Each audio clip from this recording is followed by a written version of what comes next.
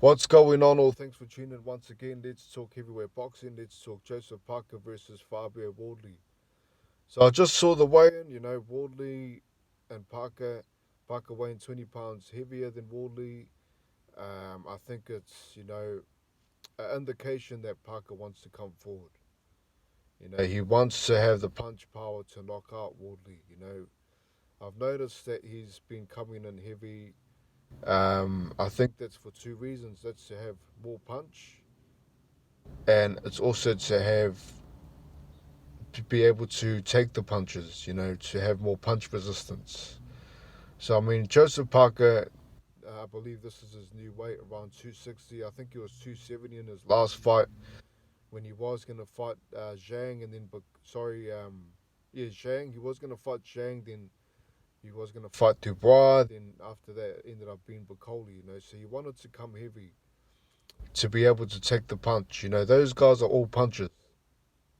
So there's no difference here. He's coming in 260, and mind you, he did look good at that weight. He didn't look too slow. A lot of people think, well, you put on weight, you're going to be slow, but I think that Parker actually, looks good for that weight. He can still move around, he can still throw at speed, and he's still got the footwork and the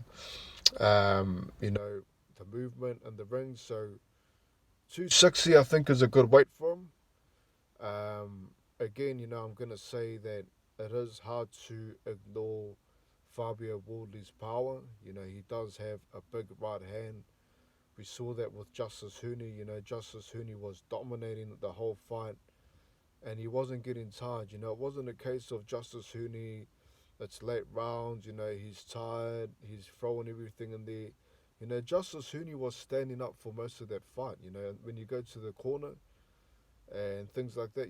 Fabio Wardley would be on his chair. A lot of the times, Justice Hooney will be standing up earlier or standing up in the corner, and as soon as the round would start, he always just looked fresher. He just looked like he had more energy. So he definitely had the stamina. It wasn't a case of him getting tired. It was just a case of Fabio Wardley having that punch power, which is a big thing in the heavyweight division. One punch can change a whole fight. That's the thing with heavyweights. Deontay Wilder, he's had that one punch that's knocked out, I don't know how many people, many people, over 40 people, I believe, one punch. 5-year champion, 10 title defenses. That's what it's all about, with heavyweights. Um, where you can change a whole fight with one punch. If you're a puncher, you can win any fight. I don't care who it is. I don't care how experienced they are.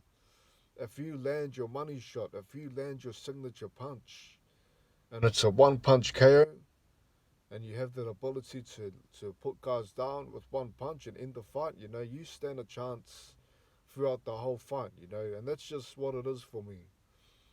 Fabio Wardley's got that punch. Fabio Wardley's,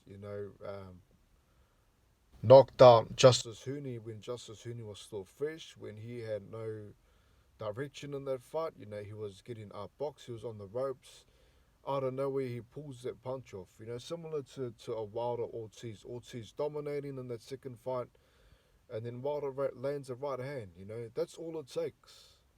So, the plus 375, and it's pretty good money. If you are a betting person, just do your own research before, making your decision. But I mean, for a puncher that's undefeated, that's had many stoppages, many knockouts, stopped everyone that he fought, similar to what Wilder was before he lost to Fury. I mean, he still dropped him in that fight. He still managed to put him on the canvas.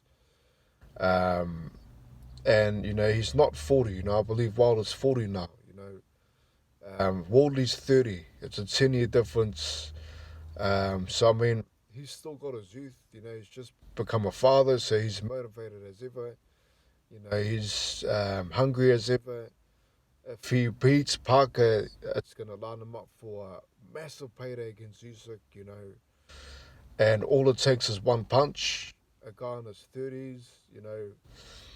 Um, it's a dangerous fight for Parker. Parker's been looking really good, I must say. In his last 3-4 fights, he has managed to win against big names. He has managed to shut down um, Wilder in the fight. He was able to maneuver him in the corner and land the right hand. Wilder just wasn't throwing any punches, but I mean, regardless of that, Parker did manage to win. He did manage to get knocked down and come back and win against Shang. He did manage to knock out Piccoli. It does show that he does have more punch on his more power on his punches at a heavier weight. I know that Piccoli came in late notice, but Parker's gonna try to get the knockout here. The only thing that I doubt or that I question is how he gets the knockout, because Parker, he likes to work behind space.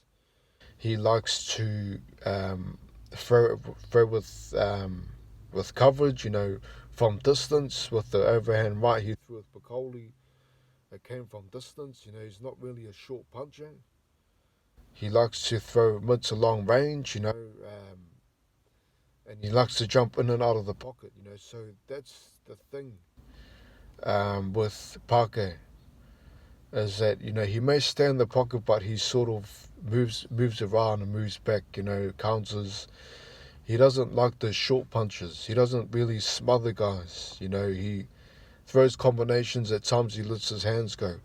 And if you give Wardley any space, with the Justice Hooney fight, Hooney gave him no space at all. He would just come inside the pocket. He wouldn't fall for the feints. He would just push him, get him to the ropes, and just smother him.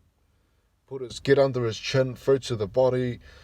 Didn't allow Wardley to have any space. Similar to what Fury did to Wilder, in the second fight. Gave him no space at all. Pressed him on his shoulder. He knew that if he pressed his right shoulder, he wouldn't be able to throw it. So that's what he was doing. He was shutting down that right hand.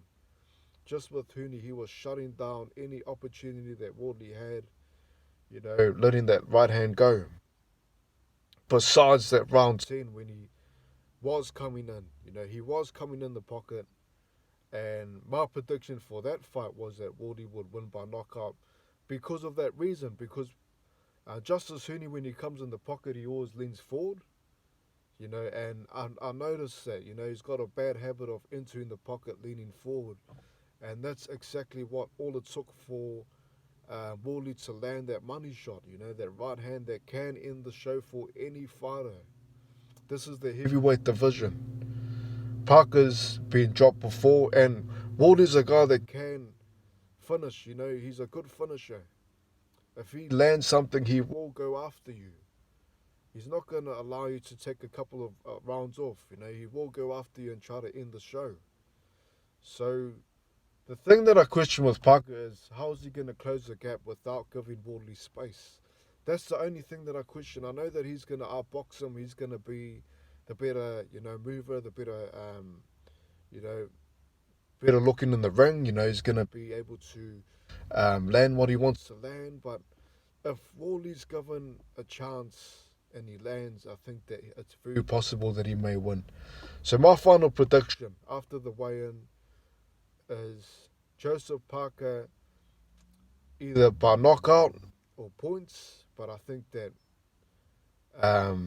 the points is more realistic for me anyway. Or Fabio Wardley knockout late rounds. I think that it will take him maybe round 9, round 10. So that's my final prediction. Wardley round 10, round 9 knockout. Or Joseph Parker just avoids that right hand or manages to maneuver himself and get a knockout win and get the knockout. If Wardley's getting backed up early, if Wardley is on the ropes early, if Parker's closing the gap early and manages to smother Wardley, for sure Parker by knockout. But if he decides to play chess with him and moves around like he did with Wilder and gives him space, I think that Wardley will capitalise and land something. So final prediction, Fabio Wardley round 9 knockout. Leave your take, enjoy the fight, and I'll catch you next time. Peace.